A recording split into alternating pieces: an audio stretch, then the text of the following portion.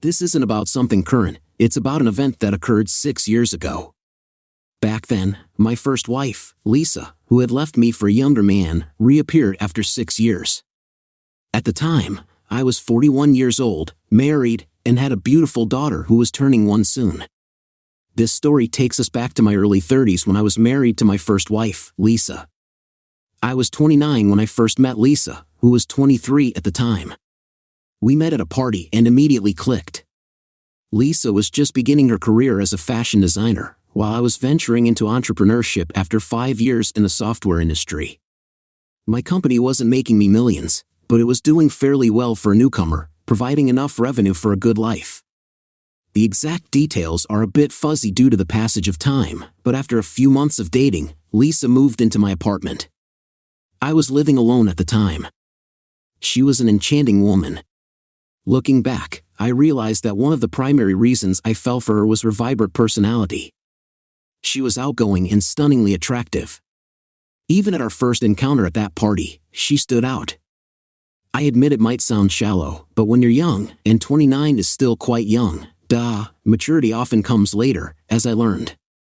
We dated for 2 years and then had an extravagant wedding. Lisa wanted a fairy tale wedding. She was obsessed with perfection. She had been planning her dream wedding since she was a little girl. I remember it because it was a significant dent in my finances, though I didn't fully grasp it at the time. I was too busy trying to be the perfect boyfriend/husband for Lisa. LOL. The first 2 years of our marriage were smooth sailing. I can't recall any major arguments during that period. However, things began to change after our second anniversary when Lisa joined a master's program in fashion. She had aspirations of working in Hollywood, or at least for a television network. In college, she befriended a young crowd in their early 20s with no work experience. They were youthful and unbridled, which excited Lisa. She started talking about marrying too young and such. Initially, I dismissed it as a temporary case of FOMO, fear of missing out. I believed she'd eventually get over it and realize that there were more important things in life beyond partying and casual flings. Instead of getting over it, she got deeper into that lifestyle. She began staying out late, going on hikes, and having endless sleepovers. During those days, my business was in its early stages, and I was primarily focused on solving business challenges because I thought my personal life was running smoothly. It was an 18-month program, and I expected her to move on from that lifestyle once she completed her studies. However, even after graduating, she continued down that path. During the same period, my business suffered significant losses, and I found myself drowning in debt. Instead of offering support, she seemed to ridicule my choice of running a company, forgetting that I had been covering her expenses throughout her master's program. Even when she was working, before her income was far less than mine, so I had shouldered the household responsibilities and allowed her to use that money for herself. There was a guy from her master's program who landed an assistant job at one of the top designer houses in town. Lisa developed strong feelings for this man. She started drawing comparisons between me and him, from his early career success to his decision-making skills, sense of humor, and even physical fitness. Back then, I used to work 12 to 14 hours a day to establish my business and often neglected my health, not recommended. I didn't have a perfectly toned body or a chiseled jawline, but I wasn't overweight either. Admittedly, I was extremely busy and fatigued from work, which she found uninteresting. Eventually, she found comfort in that guy. He was an intern and had plenty of time to spend with Lisa. Perhaps he had a good sense of humor or other qualities she sought. One day, I returned home to find a note on my refrigerator. The message was something like this: "I'm sorry I can't face you, so I'm leaving this note. I don't love you anymore. I'm moving to LA with Leo, the guy. He makes me happy and laugh, which you don't. Please don't call me. I won't answer. I'm gone." These may not be the exact words, but they capture the essence. I was devastated, and my world turned upside down. However, as they say, tough times pass. I channeled my grief into my business, and it was during that time that my business began to flourish rapidly. It turned out to be a blessing in disguise. 2 years later, I met Sophie at a business meeting. We became friends, started dating, and now we're happily married with a 10-month-old daughter. Life couldn't be better. Sophie possesses all the qualities that Lisa lacked. She's kind, compassionate, and, most importantly, she's my friend. I had almost forgotten the details I just shared until last week something happened that triggered these memories. Lisa reappeared in my life. Yes, my first wife who left me for a younger man showed up at my office seeking help. Initially, I couldn't recognize her as the gorgeous Lisa I once knew. She looked pale and miserable with a 3-year-old daughter and an infant, probably only a few months old. If I hadn't spotted her in the waiting area, I might have denied meeting her. She appeared truly pitiful. The moment she entered my office, she broke down, leaving her daughter waiting in the lobby. She entered with her infant son, repeatedly apologizing and crying as if in immense pain. Seeing her after 6 long years was incredibly emotional. The last time I saw her, I loved her, but now we were meeting as strangers with nothing in between. I hadn't had the chance to either hate her or witness her evil side. She explained that when she returned home, she discovered the house had been sold. The house where Lisa and I used to live, which I had sold after marrying Sophie, my second wife. I had purchased a bigger house with better amenities in a superior neighborhood. Lisa was unaware of my marriage status. She shared that Leo had mistreated her after their daughter's birth and suspected he had cheated on her during her pregnancy. When she confronted him, he insulted and mocked her for her age and fading beauty. As he was 6 years younger, struggling to make a decent living, and dependent on him, she endured his nonsense. She described her second pregnancy and childbirth as pathetic, with Leo not even showing up at the hospital. He used derogatory names like fat aunt and oldie. Feeling humiliated, she decided to leave LA and abandoned him as well. While I had once wished for her to have a miserable life after she left me, hearing about her actual misery didn't bring me satisfaction. It made me feel sorry for her. She entered an apologetic mode and pleaded for forgiveness, attributing her misfortune to karma for hurting me. She admitted to being young and immature, unable to distinguish between the right and wrong people back then. I reassured her and forgave her, informing her that I had moved on. She grabbed my hands, crying, and begged me to take her back, promising to be the best wife. I withdrew my hand and revealed that I was already married and had a child, turning a family photo frame toward her. She looked at it closely and cried again. I didn't know what else to say, so I remained silent. She stood up and expressed that I was her last hope, but seeing the picture, it seemed she had none left. I remained silent, and she left. After Lisa departed, I promptly called Sophie and shared everything with her. I couldn't concentrate at work, and I was undeniably saddened. Sophie tried to comfort me, reminding me that I wasn't responsible for Lisa's troubles. She had brought them upon herself. I agreed with her. I know Lisa was the cause of her own misery. I expected Lisa to contact me again, but she never did. I have no idea where she is now. I've moved on in love, and my daughter, but I can't stop thinking about Lisa and the unfortunate situation she's facing. I've discussed this with Sophie extensively over the past week. I know Sophie is more of a friend to me than just a wife, but I don't want to burden her by constantly talking about Lisa. She's a secure woman but still human. I don't want her to think I'm still concerned about Lisa. I have no feelings for Lisa anymore, but her sudden reappearance and the revelation of her tragic life have left me disturbed. It's been over 5 months since I shared the story of my ex-wife who had left me without explanation, returning to my life and asking me to take her back.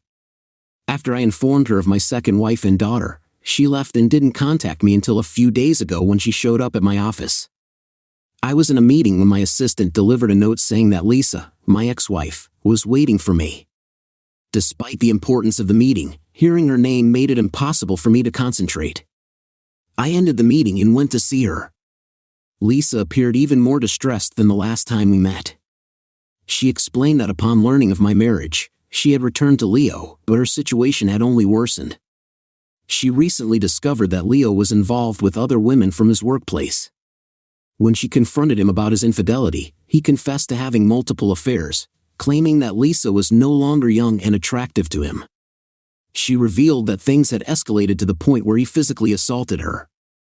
Lisa requested financial assistance from me, explaining that she had been searching for a job but had not been successful. She hadn't worked for the past 3 years since becoming pregnant with her first child, and the employment gap was hindering her job prospects, adding to her woes. She disclosed that Leo had never married her as he didn't believe in marriage. He had manipulated her into this arrangement when they began dating, which is why she had previously referred to me as rudimentary. Now she regretted this decision because without marriage, she wouldn't be entitled to any financial support if they separated. If they had been married, she could have received alimony. I inquired about the amount she needed, but she remained silent. I decided to write her a check for $30,000, expressing that this was the extent of my help. I suggested she use it to rent a motel and start anew, recommending that she consider any job to sustain her lifestyle, even if it wasn't in the fashion industry. She thanked me for the money and left. This time I hesitated to inform Sophie about my encounter with Lisa, but after much consideration, I decided to share it with her to avoid any potential strain on our relationship. When I returned home that day, Sophie noticed my attention and asked if something was bothering me. I told her about Lisa's request for money. Sophie's reaction was reserved. She didn't comment on the money but cautioned me against making it a habit for Lisa to borrow from me. I didn't get upset with Sophie because I understood her concerns, and it was a natural reaction on her part. I reassured her that I had no lingering feelings for Lisa and that I had assisted her solely due to her desperate situation. Sophie felt a bit down initially but quickly recovered. I want to address some comments that have been made in the discussion section. Some of you have suggested that I might still have feelings for Lisa and could potentially take her back or cheat on Sophie with her. Let me clarify that there's absolutely no truth to these assumptions. Perhaps I was simply surprised by Lisa's unexpected appearance, as I had never anticipated her showing up in such a condition. Even during our subsequent meeting, I wasn't enthusiastic about seeing her. I helped her out as I would have helped any other person in need. While I've moved on, I haven't forgotten how she used to treat me so poorly, belittling and ultimately leaving me, especially considering all I had done for her. That period was the most challenging phase of my life.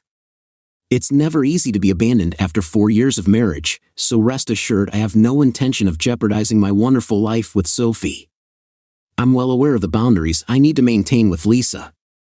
I want to emphasize that this isn't a negative response to anyone's comments. I simply wanted to clarify my stance, and I'll provide further updates if there are any significant developments. I appreciate all of your comments, which have helped keep me grounded and accountable. Following my clarification in the last update, I also discussed this matter with Sophie. I assured her of my unwavering love and commitment to our marriage. While she is a secure woman, I wanted to ensure there were no doubts about my intentions. Sharing my feelings with her felt incredibly liberating. Sophie mentioned that she trusted me but had concerns about the possibility of me reconciling with Lisa. Sophie was there for me during my lowest moments, and she is the mother of my daughter. I could never let her down. A week later, I received a message from Lisa asking for assistance with the rental process for her house. I informed her that I was occupied and couldn't get involved in such matters. She continued to text me, claiming she was lonely and that her life had become miserable. Essentially, she was trying to portray herself as a victim. I can assure you that I ignored her messages as if they were spam, but she persisted in reaching out. I was taken by surprise when she started flirting with me, sending romantic emojis and heart icons. I expressed my discomfort and asked her to stop. She insisted on staying in touch as friends, but I explained that I already had a friend in Sophie at home and I didn't need another. She backed off briefly but then sent me some romantic posts and reels again. I warned her that I would block her if she continued, mentioning that my wife Sophie was uncomfortable with our communication and I didn't want to upset her. She stopped after that. Last week marked my anniversary, and I planned something special for Sophie. I arranged a surprise trip to the Bahamas, capturing her reaction when I revealed the destination and sharing it on social media. We stayed in a luxurious beachside royal suite, enjoyed a candlelight dinner in the woods, indulged in a floating breakfast buffet on the water, and experienced various romantic activities in the Caribbean. I'm not usually active on social media, but this time I posted pictures with heartfelt captions, yes, partly to show Lisa. I don't mind if people consider me immature, but I did it to make sure Lisa understood that I was genuinely happy with Sophie. And you know what? It worked. After seeing those photos, Lisa never reached out to me again. In fact, she unfollowed me on all social media platforms. I was relieved that she did. Hopefully, she won't bother me anymore. Yes, our trip to the Bahamas was fantastic. Regarding my current situation, I had hoped that Lisa would take the hint and not trouble me further, but I was mistaken. Just a few days ago, she appeared at my office again. When my assistant informed me about her presence, I intentionally made her wait for a couple of hours. In our previous encounters, I had met her right away, which might have sent the wrong signal. When I finally met her, I acted busy and didn't pay much attention to her words. She was once again in tears, claiming her life was falling apart and she couldn't properly care for her children. I asked her to get to the point quickly because I was short on time. Her face turned red, clearly unhappy with my tone. She came straight to the point, requesting money. Sophie had warned me that Lisa's financial requests should not become a pattern, and it seemed like she was making demands rather than asking. She mentioned needing a house or at least $100,000.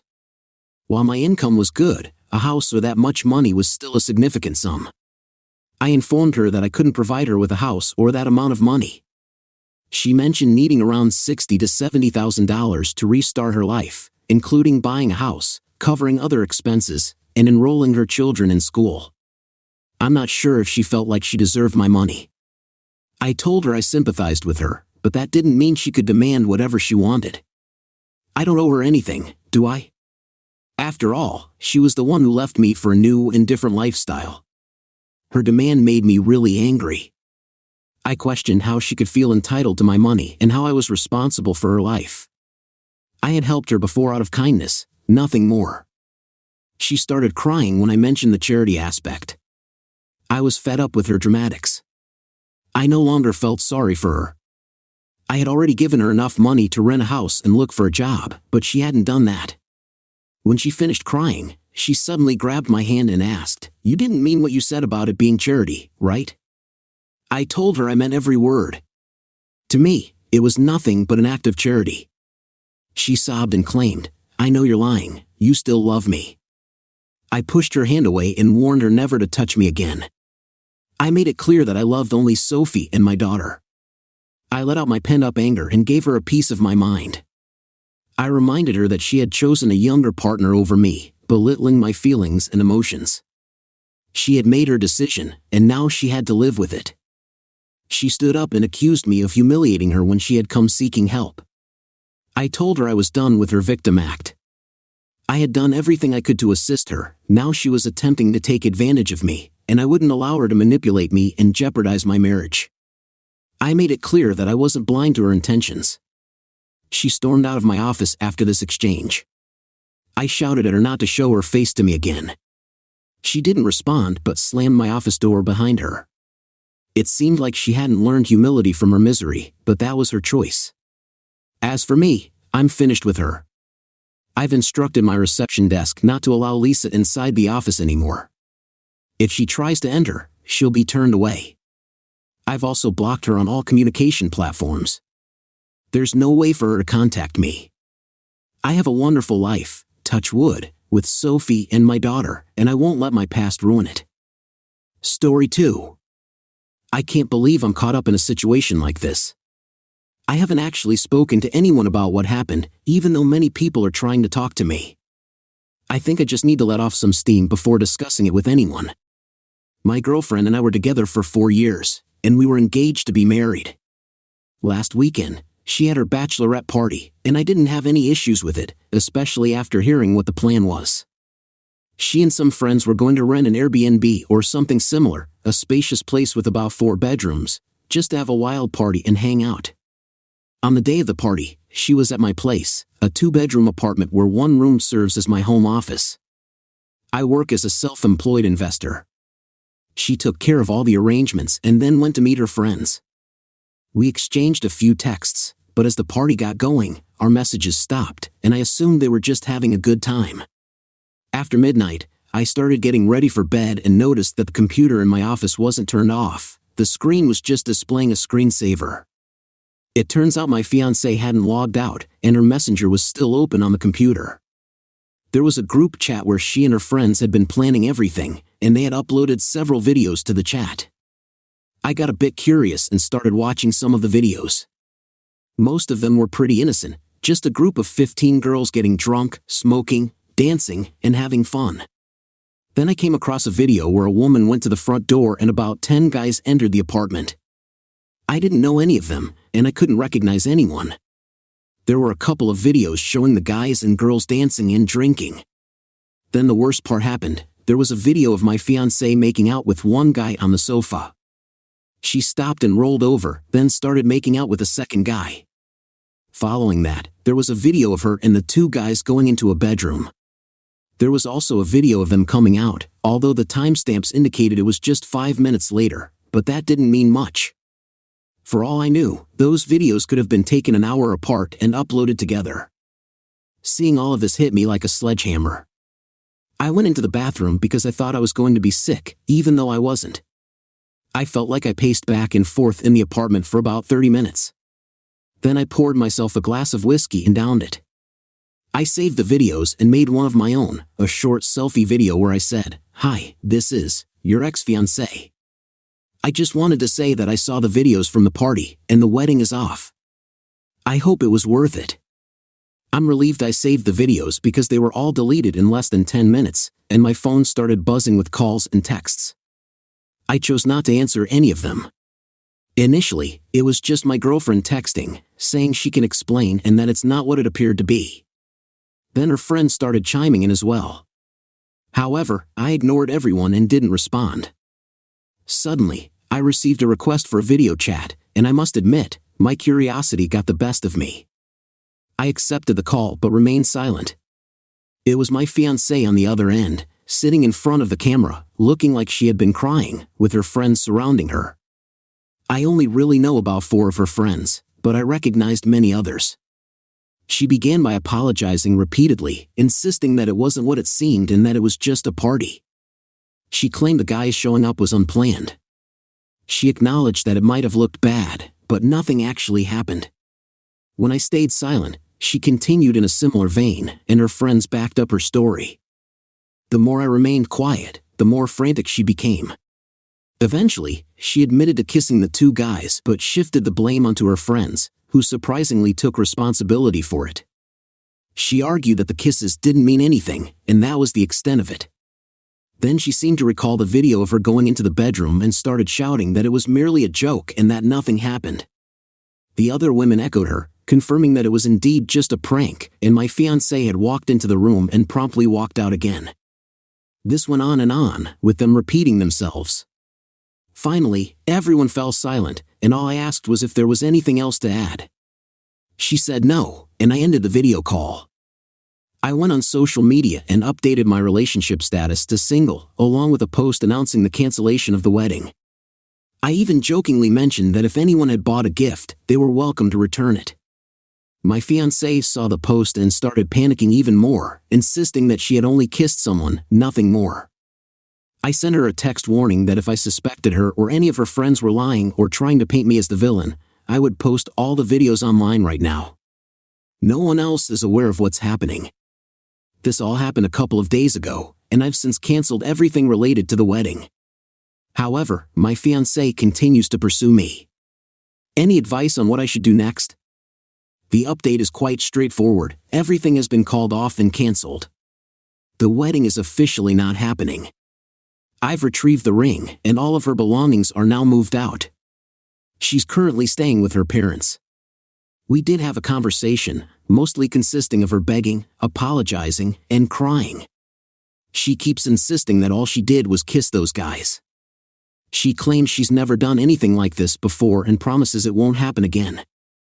Part of me wanted to believe her, but the issue is that this incident has cast doubt on our entire relationship. While I think she may be telling the truth, the real problem is that there's no way to know for sure. If it's true that her friends pressured her into it, then how can I trust that they've never done it before? We went in circles because ultimately, there's no way to be certain. She offered to do anything, including cutting ties with her friends and only drinking around me. She publicly criticized her friends online, saying that if the party had stuck to the original plan, we would still be getting married. So perhaps she has already distanced herself from them. All I can say for now is that I'm single, and I plan to focus on living my life. I'll likely take some time for myself after ending a 4-year relationship. What's astonishing is that a couple of her friends have also been texting me just to talk. I haven't responded yet because, well, it's hard to trust them too. Thanks again to everyone who expressed sympathy, and I hope none of you have to deal with something like this in the future.